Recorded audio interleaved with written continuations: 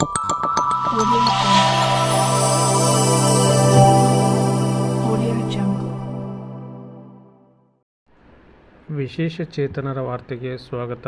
ಸ್ನೇಹಿತರೆ, ಇಂದಿನ ಸಂಚಿಕೆಯಲ್ಲಿ ಅಂದರೆ ಇಂದಿನ ವಿಡಿಯೋದಲ್ಲಿ ನಿಮಗೆ MRW VRW ಬಗ್ಗೆ ಒಂದು ಸುದ್ದಿ ಹಾಗೂ ನಮ್ಮ ವಿಶೇಷ ಚೇತನರ ಬಗ್ಗೆ ಸಂತೋಷ್ ಲಾಡ್ ಅವರು ಹೇಳಿರ್ತಕ್ಕಂಥ 2 ಸುದ್ದಿಗಳನ್ನು ತಿಳಿಸ್ತಾ ಹೋಗ್ತೀನಿ.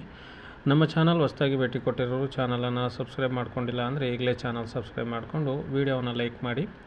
ಡಿಸ್ಕ್ರಿಪ್ಷನಲ್ಲಿ ಹೈಪ್ ಬಟನ್ ಅಂತ ಹೇಳ್ಬಿಟ್ಟಿದೆ, ಅದನ್ನು ಪ್ರೆಸ್ ಮಾಡೋ ಮೂಲಕ ನಮಗೆ ಪ್ರೋತ್ಸಾಹ ನೀಡಬೇಕಂತೇಳ್ಬಿಟ್ಟು ಕೋರ್ತಾ ಇದ್ದೀನಿ. ಮೊದಲನೇದಾಗಿ ಶಿಕ್ಷಣ ಖಾಸಗಿ ಉದ್ಯೋಗಗಳಲ್ಲಿ ಅಂಗವಿಕಲರಿಗೆ ಕೋಟಾ ನೀಡಲು ರಾಜ್ಯ ಯೋಜನೆಯನ್ನು ಸಿದ್ಧಪಡಿಸ್ತಾ ಇದೆ ಅಂತೇಳ್ಬಿಟ್ಟು ಶ್ರೀಯುತ ಕಾರ್ಮಿಕ ಸಚಿವರು ಆಗಿರ್ತಕ್ಕಂಥ ಸಂತೋಷ್ ಲಾಡ್ ಅವರು ಮಾಹಿತಿಯನ್ನು ನೀಡಿದ್ದಾರೆ. ಗುರಿ ಸೇರ್ಪಡೆಯನ್ನು ಹೊಂದಿರುವ ಪ್ರಮುಖ ನೀತಿ ಕಾರ್ಯಕ್ರಮದಲ್ಲಿ ಕಾರ್ಮಿಕ ಇಲಾಖೆ ವಿಕಲಚೇತನರಿಗೆ ಅಂದರೆ PWD ಅವರಿಗೆ ಶಿಕ್ಷಣ ಸಂಸ್ಥೆಗಳಲ್ಲಿ 10% ಮತ್ತು ಖಾಸಗಿ ವಲಯದ ಉದ್ಯೋಗಗಳಲ್ಲಿ 5% ಮೀಸಲಾತಿ ನೀಡುವ ಮಸೂದೆಯನ್ನು ಸಿದ್ಧಪಡಿಸಲಾಗ್ತಾ ಇದೆ. ಶಿಕ್ಷಣದಲ್ಲಿ 10% ಮೀಸಲಾತಿ ಸರ್ಕಾರಿ ಮತ್ತು ಖಾಸಗಿ ಸಂಸ್ಥೆಗಳಲ್ಲಿ ಅನ್ವಯಿಸುತ್ತದೆ. ಕೇಂದ್ರದ ಅಂಗವಿಕಲರ ಹಕ್ಕುಗಳ ಕಾಯ್ದೆ 2016 RPD ಆ್ಯಕ್ಟ್ ಮಾನದಂಡ ಅಂಗವಿಕಲ ವ್ಯಕ್ತಿಗಳಿಗೆ ಕನಿಷ್ಠ 4% ಮೀಸಲಾತಿಯನ್ನು ಕಡ್ಡಾಯಗೊಳಿಸುತ್ತಿದೆ. ಇದು ಕನಿಷ್ಠ 5% ಮೀಸಲಾತಿಯನ್ನು ಕಡ್ಡಾಯಗೊಳಿಸುತ್ತಿದೆ. ಸರ್ಕಾರಿ ಉನ್ನತ ಶಿಕ್ಷಣ ಸಂಸ್ಥೆಗಳಲ್ಲಿ ಮೀಸಲಾತಿ. ಆದಾಗ್ಯೂ ಖಾಸಗಿ ವಲಯದಲ್ಲಿ PWDಗಳಿಗೆ ಅಂತಹ ಯಾವುದೇ ಕೋಟಾಗಳಿಲ್ಲ. 2025ರ ಜನಸಂಖ್ಯಾ ಮುನ್ಸೂಚನೆಗಳ ಪ್ರಕಾರ ಕರ್ನಾಟಕವು 20 ಲಕ್ಷಕ್ಕೂ ಹೆಚ್ಚು ವಿಶೇಷ ಚೇತನರನ್ನು ಹೊಂದಿದೆ ಎಂದು ಹೇಳಲಾಗ್ತಾ ಇದೆ. ಈ ಯೋಜನೆ ನನ್ನ ಹೃದಯಕ್ಕೆ ಹತ್ತಿರವಾದದ್ದು.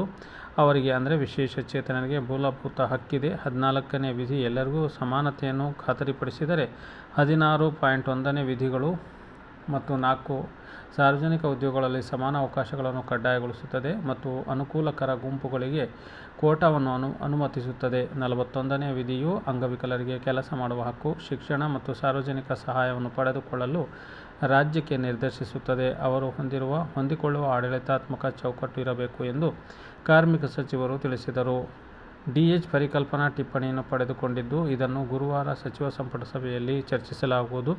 ಅನುಮೋದನೆ ನಂತರ ಮಸೂದೆಯನ್ನು ಸಿದ್ಧಪಡಿಸಲಾಗುತ್ತದೆ ಮತ್ತು ವಿಧಾನಸಭಾ ಚಳಿಗಾಲದ ಅಧಿವೇಶನದಲ್ಲಿ ಇದನ್ನು ಮಂಡಿಸಲಾಗುವುದು ಅಂತ ಹೇಳ್ಬಿಟ್ಟು ಅವರು ತಿಳಿಸಿದ್ದಾರೆ. ಸ್ನೇಹಿತರೆ, ಖಾಸಗಿ ಕ್ಷೇತ್ರಗಳಲ್ಲಿ 10% ಕೋಟಾವನ್ನು ಅನ್ವಯಿಸಲಾಗ್ತಾ ಇದೆ. ಸೂಕ್ತ ಅಭ್ಯರ್ಥಿಗಳಿಲ್ಲದಿದ್ದರೆ ಸೀಟುಗಳನ್ನು ಮುಂದಕ್ಕೆ ಸಾಗಿಸಲು ಪ್ರಸ್ತಾಪಿಸಬಹುದು.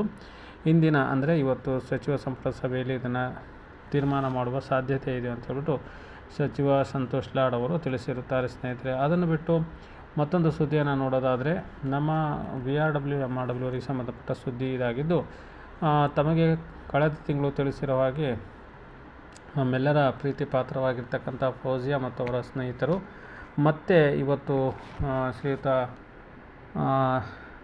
ಶಿರಾಡಿ VRWC ಸುನೀಲ್ PV ಅವರು ಮತ್ತು ರವಿಕಾಂತ್ ಚಂಡಿ URW ಇವರ ಸ್ವಇಚ್ಛೆ ಮತ್ತು ಅವರ ಸತತ ಪ್ರಯತ್ನದ ಫಲವಾಗಿ ಕರ್ನಾಟಕ ರಾಜ್ಯದ ಎಲ್ಲ ಕಾರ್ಯಕರ್ತರ ಪರವಾಗಿ ನಿರಂತರ ಪ್ರಯತ್ನವನ್ನು ಮಾಡ್ತಾ ಇದ್ದು, ಇವತ್ತು ದಿನಾಂಕ 16/10/2025 ಮಾನ್ಯ ಕಾರ್ಮಿಕ ಸಚಿವರಾದ ಸಂತೋಷ್ ಲಾಡ್ ಅವರು ಮತ್ತು ಕನಿಷ್ಠ ವೇತನ ಜಾರಿ ನಿರ್ದೇಶಾಲಯದ ಸಿಬ್ಬಂದಿ ಮತ್ತು ಇಲಾಖೆ ಅಧಿಕಾರಿಗಳೊಂದಿಗೆ ಸಭೆ ನಡೆಸಿದ್ದರ ಮುಂದಿನ ಭಾಗವಾಗಿ ಕನಿಷ್ಠ ವೇತನ ಕಡತ ಆದೇಶಕ್ಕೆ ಸಂಬಂಧಿಸಿದಂತೆ ಕಾರ್ಮಿಕ ಇಲಾಖೆ ಅಧಿಕಾರಿಗಳು ಸರ್ವೆ ಕಾರ್ಯಗಳನ್ನು ಮಾಡುತ್ತಾ ಇರೋದರಿಂದ ನಮ್ಮ ಕನಿಷ್ಠ ವೇತನದ ಪತ್ರ ಬರಹಗಳು ತಡವಾಗ್ತಾ ಇದೆ.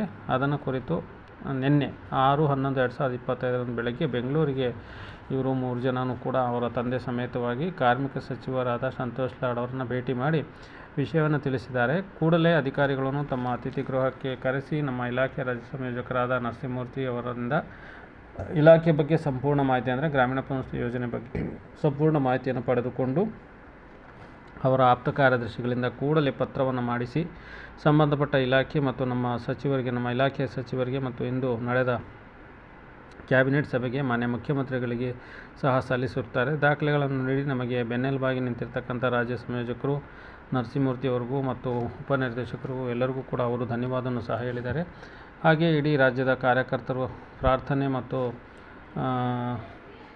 ಆಶೀರ್ವಾದದ ಫಲವಾಗಿ ಈ ಎಲ್ಲ ಕೆಲಸ ಮಾಡಲು ಸಾಧ್ಯವಾಯಿತು ಅಂತ ಹೇಳ್ಬಿಟ್ಟು ಫೌಜಿಯಾ ಮತ್ತು ರವಿಕಾಂತ್ ಸುನೀಲ್ PV ಇವರು ಹೇಳಿಕೆಯನ್ನು ನೀಡಿದ್ದಾರೆ. ಸ್ನೇಹಿತರೆ, ಏನೇ ಆಗಲಿ ಸಂತೋಷ್ ಲಾಡ್ ಅವರಿಗೆ ನಿರಂತರ ಭೇಟಿ ಮಾಡುವ ಮೂಲಕ ಮತ್ತು UT ಖಾದರ್ ಅವರಿಗೆ ನಿರಂತರ ಭೇಟಿ ಮಾಡುವ ಮೂಲಕ ನಮ್ಮ VRW URW MRW ಅವರ ಕಡತಗಳನ್ನು ಅತ್ಯಂತ ಶೀಘ್ರವಾಗಿ ಎಫ್ ಡಿಯಿಂದ ಮುಖ್ಯಮಂತ್ರಿಗಳ ಕಚೇರಿವರೆಗೆ ತಲುಪಿಸಲು ಸತತ ಪ್ರಯತ್ನ ಮಾಡ್ತಾ ಇರ್ತಕ್ಕಂಥ ಕುಮಾರಿ ಫೌಜಿಯಾ ಮತ್ತು ಇವರ ಸಂಗಡಿಗರಿಗೆ ಹಾಗೂ ಅವರ ತಂದೆಯವರಿಗೆ ಎಲ್ಲ ಕಾರ್ಯಕರ್ತರ ಪರವಾಗಿ, ರಾಜ್ಯದ ಸಮಸ್ತ ಗ್ರಾಮೀಣ ಪಂಚಾಯತಿ ಕಾರ್ಯಕರ್ತರ ಪರವಾಗಿ ಅನಂತ ಅಭಿನಂದನೆಗಳನ್ನು ಸಲ್ಲಿಸ್ತಾ, ಮುಂದಿನ ದಿನಗಳಲ್ಲಿ ಅಂದರೆ ಬರುವ ಚಳಿಗಾಲದ ಅಧಿವೇಶನ ಅಥವಾ ನಮ್ಮ ವಿಶೇಷ ಚೇತನರ ದಿನಾಚರಣೆಯಂದೇ ನಮಗೊಂದು ಸಿಹಿ ಸುದ್ದಿ ಬರುವ ಸಾಧ್ಯತೆ ಇದೆ. ಈ ಕುರಿತು ತಮ್ಮ ಅನಿಸಿಕೆ ಅಭಿಪ್ರಾಯವನ್ನೆಲ್ಲ ತಿಳಿಸ್ಕೊಡ್ಬೇಕು ಅಂತ ಹೇಳ್ಬಿಟ್ಟು ಹೇಳ್ತಾ ಇವತ್ತಿನ ವಿಡಿಯೋ ಮುಗಿಸ್ತಾ ಇದ್ದೀನಿ. ಜೈ ಹಿಂದ್, ಜೈ ಕರ್ನಾಟಕ.